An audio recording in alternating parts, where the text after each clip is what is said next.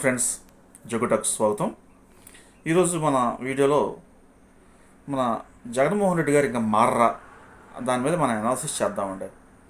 మీ అందరూ తెలుసు, AP assembly ఎలక్షన్స్లో వైసీపీ చాలా ఘోర ఓటమికి గురైంది. అవుట్ ఆఫ్ లాస్ట్ 151 సీట్స్ ఉన్న వైసీపీ ఈరోజు 11 సీట్లకు పడిపోయింది. దీనికి కారణం ఏంటి? ఎందుకు అంత డ్రాస్టిక్గా డౌన్ఫాల్ అయింది పార్టీ? అక్కడ పార్టీ అధినేత చేసిన తప్పులు ఏంటన్న దాని మీద మనం కొంత అనాలిసిస్ చేసే ప్రయత్నం చేద్దామండి. ఆఫ్టర్ ఎలక్షన్ అయిన తర్వాత జగన్మోహన్ రెడ్డి గారు వాళ్ళ పార్టీ క్యాడర్తో మాట్లాడుతూ, మనం ఎలా ఓడిపోయామో అర్థం కావట్లేదు, అది దేవుడికి తెలియాలి అని చెప్తూ కొంత ఈవీఎంల మీద కూడా కొంత ఆయన కామెంట్ చేయడం జరిగింది. అయితే ఈవీఎంల విషయం తీసుకుంటే అది పచ్చి అబద్ధం అండి. ఇంత పెద్ద డెమోక్రటిక్ కంట్రీలో ఈవీఎంలు హ్యాక్ అవుతాయన్నది ప్రతి ఎలక్షన్లో కూడా ఓడిపోయే పార్టీ ఒక రివాజ్గా దాని మీద బ్లేమ్ చేయడం అనేది ఒక అలవాటు కింద మారిపోయింది. సరే, బ్లేమ్ చేసా సరే, నిజంగా ఈవీఎం హ్యాక్ అయినట్లయితే ఒక పత్రికా విలేకరుల సమావేశం పెట్టి ఒక లైవ్ డెమో చేయొచ్చు కదా, ప్రజలకు మనకు కూడా తెలుస్తుంది. అంత ఈజీగా జరిగే పనులు కాదన్న, ఈజీ కాదు, జరగదు అది. ఎందుకంటే అంత జరిగే పక్షం ఉంటే సింపుల్ లాజిక్, ఈరోజు బీజేపీ ఇంత బొటాబొట మెజార్టీతో కేంద్రంలో ప్రభుత్వం స్థాపించాల్సిన అవసరం వాళ్ళకి లేదండి. సరే, దాన్ని పక్కన పెడదాం. అయితే జగన్మోహన్ రెడ్డి గారు ఇంత ఘోర ఓటమి తర్వాత కూడా ఆయన మాటల్లో కానీ ఆయన యాక్షన్స్లో కూడా ఎక్కడ మనకు తేడా కనిపించట్లేదు. అవే పచ్చి అబద్ధాలు, అదే అమాయకత్వం. ఇంకా ఎవరిని మోసం చేయాలి అన్నది మనకి ఒక క్వశ్చన్ మార్కే మిగిలిపోతుందండి. అఫ్కోర్స్ పొలిటికల్ పార్టీస్ గెలుస్తుంటాయి, ఓడిపోతూ ఉంటాయి. గెలిచినప్పుడు ఎలా గెలిచాం, ఓడిపోయినప్పుడు ఎలా ఓడిపోయినదని అనాలిసిస్ చేసుకుని క్యాడర్కి ధైర్యం చెప్పి ఆ తప్పుల్ని మరోసారి రిపీట్ కాకుండా ఏ వర్గాలు అయితే దూరం అయ్యాయో ఆ వర్గాలను దగ్గర చేర్చుకునే ప్రయత్నం చేస్తూ ఒక కన్స్ట్రక్టివ్గా ప్రజాస్వామ్యంలో ముందుకు వెళ్ళాలండి. అంతే తప్పించి గెలిస్తే మన క్రెడిట్, గెలవకపోతే అది ప్రజల తప్పు అన్నది చాలా చాలా తప్పు. ఇక్కడ జగన్మోహన్ రెడ్డి గారు చేస్తున్న పని ఏంటంటే, ఆయన గెలిచినప్పుడు అంటే 151 సీట్లు వచ్చినప్పుడు అది ఆయన ప్రతిభలాగా, ఆయన ఓడిపోయినప్పుడు డ్రాస్టిక్గా ఒక డిఫీట్ వచ్చినప్పుడు అది ప్రజల తప్పులాగా ఆయన బ్లేమ్ చేయడం అనేది చాలా ఇమ్మెచ్యూరిటీగా కనిపిస్తుంది ప్రజలకి. ఆయన చేసిన పనులు, చాలా పనులు ఆయనకు అర్థం కాకపోయినా ఆ పార్టీ క్యాడర్ అంటే పిచ్చిగా అభిమానించే క్యాడర్కి అర్థం కాకపోయినా ఒక చదువుకునే వ్యక్తికి మనకు అర్థం అవుతుందండి. జగన్మోహన్ రెడ్డి గారు లాస్ట్ 5 years ఏం చేశారు, ఎందుకు ఓడిపోయింది మనకి ఈజీగా అర్థమైపోతుంది. అయితే జగన్మోహన్ రెడ్డి గారు మంచి పనులు చేయలేదా అంటే అఫ్కోర్స్ మంచి పనులు కూడా చేశారు.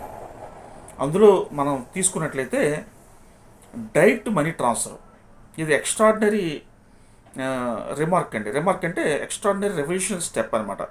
అంటే మధ్యవర్తులు లేకుండా, ఎక్కడ కరప్షన్ తాగకుండా ఎవరైతే బెనిఫిషియర్స్ ఉన్నారో వాళ్ళకి ఇవ్వడం అనేది చాలా చాలా మంచి పని అండి. అది మనం అప్రిషియేట్ చేయాలి జగన్మోహన్ రెడ్డి గారిని ఆ విషయంలో. నెక్స్ట్ థింగ్ ఏంటంటే, స్కూల్ ఎడ్యుకేషన్ మీద ఎక్కువ బడ్జెట్ను పెట్టడం, నాడు నేడు అనే కార్యక్రమం పెట్టి కొంత ఇన్ఫ్రాస్ట్రక్చర్ డెవలప్ చేసే ప్రయత్నం కూడా జరిగిందండి. దాన్ని కూడా మనం అప్రిషియేట్ చేయాలి.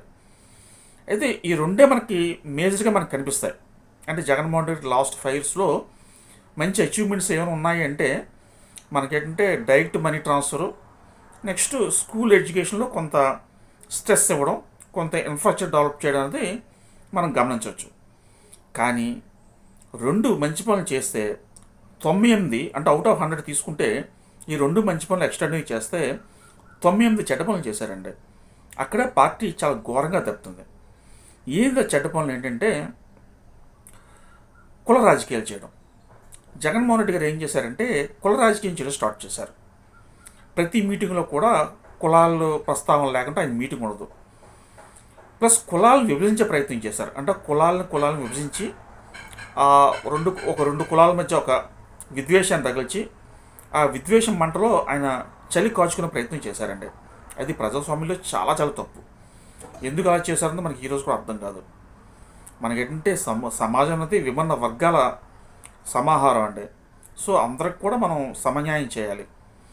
సమన్యాయం చేసే క్రమంలో ఎవ్రీ టైం మన కులాలని హైలైట్ చేయకూడదు. కులం అనేది ఒక అండర్గ్రౌండ్గా ఒక తరతరాల నుంచి వస్తుంది కాబట్టి దాన్ని మనం ఈరోజు మార్చలేం కాబట్టి దాన్ని అలా ఉంచుతూ మన పని మనం చేసుకుంటూ వెళ్ళాలి. అంతే తప్పించి కులానికి ఒక కార్పొరేషన్ పెట్టి వాళ్ళకైనా ఏమైనా వాల్యూ ఇచ్చారంటే అది లేదు. వాళ్ళకి నిధులు లేవు, కూర్చోడం కుర్చీ లేదు, ఒక ఇన్ఫ్రాస్ట్రక్చర్ లేదు. కేవలం కులాలుగా విభజించే ప్రయత్నం చేయడం అనేది సమాజంలో చదువుకున్న వ్యక్తులు ఎవరు కూడా దాన్ని యాక్సెప్ట్ చేయలేకపోయారండి. అంటే జగన్మోహన్ రెడ్డి గారి రాజకీయాన్ని యాక్సెప్ట్ చేయలేకపోయారు. సెకండ్ థింగ్ ఏంటంటే వాళ్ళ వెనకాల ఉన్న మంత్రులు మంది మాగాదులు ఉంటారు చూసారా, వాళ్ళ మాట్లాడే మాట తీరు జనరల్గా అంటుంటారు మన పెద్దలు, నోరు మంచిదైతే ఊరు మంచిది అవుతుందని. వైసీపీ ప్రభుత్వంలో ప్రాబ్లం ఏంటంటే వాళ్ళ నోరు మంచిది కాకపోవడం కూడా చాలామందికి బాధని విస్మయాన్ని కలిగించిందండి. మీరు ఒకసారి గుండెల మీద చేసుకుని అనాలిసిస్ చేయండి. జగన్మోహన్ రెడ్డి గారు మీ ప్రభుత్వంలో ఏ మంత్రి అయినా సరే తమ శాఖకి సంబంధించి ఒక కన్స్ట్రక్టివ్ ప్రెస్ మీట్ ఎప్పుడైనా పెట్టారా? ఎప్పుడు కూడా ప్రతిపక్షాలను తిట్టడానికే మీ 5 years టైంని మీరు స్పెండ్ చేశారండి. ప్రతిపక్షాలని ఎంత బూతులు తిడితే మీరు అంత ఆనందించారు. అది చాలా తప్పు కదండి. దాన్ని ఎవరు యాక్సెప్ట్ చేస్తారు చెప్పండి? సో దానివల్ల ప్రజల్లో వైసీపీ అంటేనే ఒక బూతులు, వాళ్ళకు ఒక కల్చర్ లేదు, చాలా డౌన్ రోడ్గా రాజకీయాలు చేస్తున్నారన్నది ప్రతి ఒక్కరు కూడా అర్థమైందండి. అది ఒక మేజర్ ఇంపాక్ట్ అయింది ప్రజల్లో. అంటే ఒక నెగిటివిటీకి కారణం వాళ్ళ మాట తీరు. దీనివల్ల కూడా వైసీపీ చాలా దారుణంగా లాస్ అయిపోయిందండి.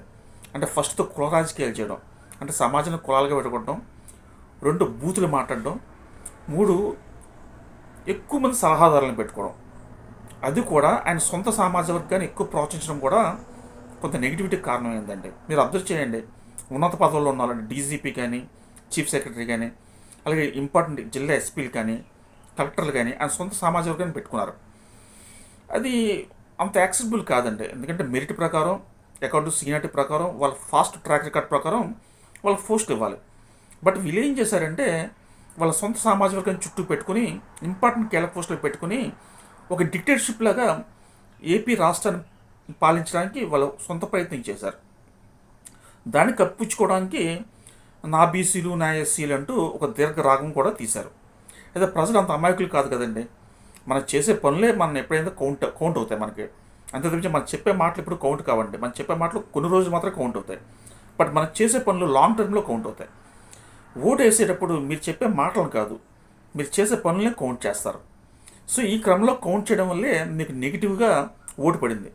మీరు మొన్న ఎలక్షన్ చూసుకుంటే కూటమి మీద సదాభిప్రాయం కన్నా జగన్మోహన్ రెడ్డి గారి మీద వ్యతిరేకత వల్లే వాళ్ళకి ఎక్కువ ఓట్స్ పడ్డాయండి. అది కూడా గమనించాలి. సరే, తప్పులు జరిగాయి.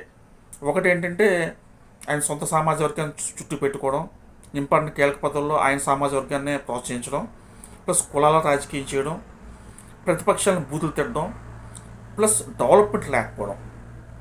కేవలం సంక్షేమం ఒకటే కాదండి, సంక్షేమం డెవలప్మెంట్ అనేది 2 కళ్ళు లాంటివి.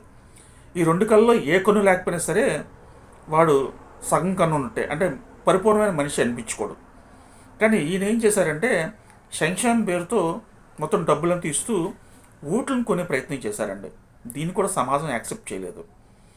ఈ విధంగా మనం చెప్పుకుంటూ పోతే వైసీపీ 98 తప్పులు చేసిందండి, 98 తప్పులు చేసింది.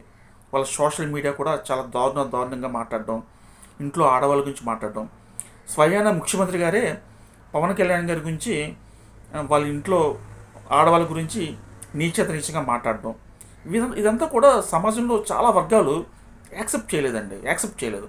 దానివల్లే ఇంత ఓటమి జగన్మోహన్ రెడ్డి గారి ప్రభుత్వం మూట కట్టుకోవాల్సిన పరిస్థితి వచ్చింది. సరే, జరిగింది. ఈ రోజుకైనా సరే ఆ వాస్తవాలను తెలుసుకుని తప్పుల్ని అనాలిసిస్ చేసుకుని క్యాడర్కి ధైర్యం చెప్పి ప్రజల్లోకి వచ్చి ఆయన కొత్త రాజకీయం చేస్తే మంచిదండి. కానీ ఇంకా కూడా ఏమీ జరగనట్టు, ఏ తప్పులు చేయలేనట్టు, అంతా మంచి చేసినట్టు, అయినా సరే ఏదో ఈవీఎంల వల్ల ఓడిపోయినట్టు వాళ్ళు మోసపుచ్చుకుంటూ వాళ్ళ సొంత క్యాడర్ను మోసపరచడం వల్ల వాళ్ళు మరింత డ్యామేజ్ అయ్యే అవకాశం ఉందండి. మరి ఇప్పటికైనా సరే జగన్మోహన్ రెడ్డి గారు మారుతారేమో చూద్దామండి. Thank you so much.